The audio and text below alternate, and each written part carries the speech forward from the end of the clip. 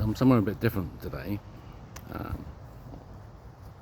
It's nice, that little flag flying in the background, Welsh flag flying in the background, nice. I just fell in the river. Dog, I threw a stick accidentally, just tossed it aside, turned around, dog's in the bloody river. Couldn't get out, it's a really steep bank, tried to get her out. I had to go in, one leg went in the river, so I'm soaking wet as well. Well man, just adventure after adventure. And that's real life going on. And then I'm here in my mind with the engineering and the science and the understanding of what the folding of light. So the membrane that's created at the two-dimensional dipole of magnetic rotation, because there is magnetic rotation at the center, the work that is done within magnets and within the magnetic field is rotation, but there's no work being done. It's a transfer mechanism. So the rotation, the work is being done by the universe, and the rotation is part of the mechanism. So it's a pin of the mechanism that I've drawn. Can you see? The magnetic field that holds it together. So it gets hot. So it's doing work. The work it's doing is creating a two-dimensional force relative to itself of meters and seconds. C, meters per second, is a measure of the third pin. The two pins of bending and tension, bending and ring tension, create a third force, the force of the centroid, the meter 4. It's a higher power is created, the centroid of bending at the center. And it's created at the center of the shear force field, but it exists at the 3 pin. And there's the connection from the 3 pin to the mass. And then the mass is balanced on the origin, right? So you've got this stretching of the origin to a mass position, and you see it's binary. You can be in 2 positions. You can be there, all there, for the golden ratio loadings to work.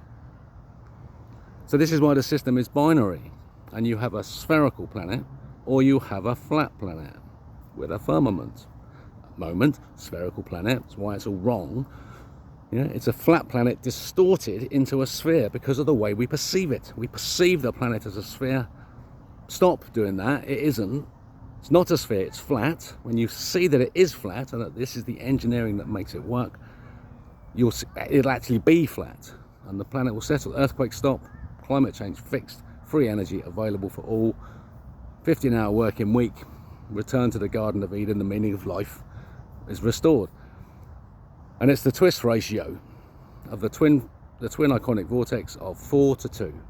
Did you hear me properly? 4:2 to -1. The fluid mechanics vortex is 2.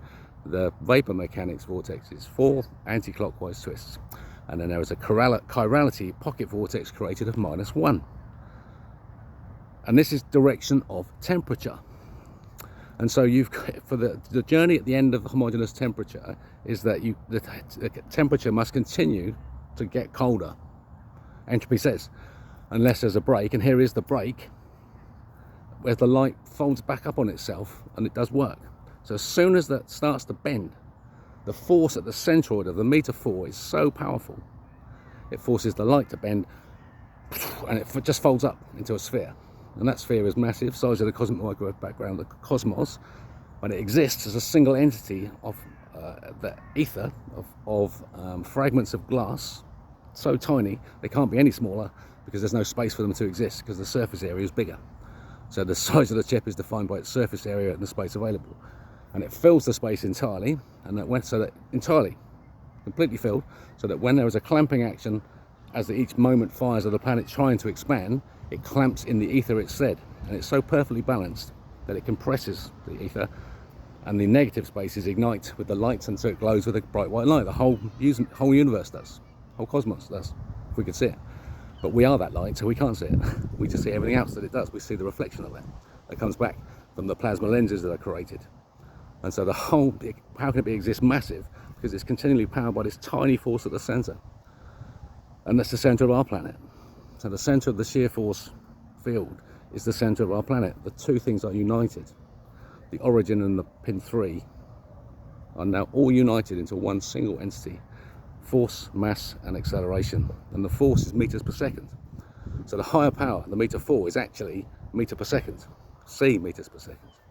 You see a two-dimensional force is the greater, it's the arena upon which the three-dimensional world is built, and therefore it must be the highest power, and that is expressed as the meter 4. So you go from the meters per second, the simplest relationship between the two dimensions, creating the meter 4, the bending at the center, complex plane, orthogonal, spherical universe constructed for you.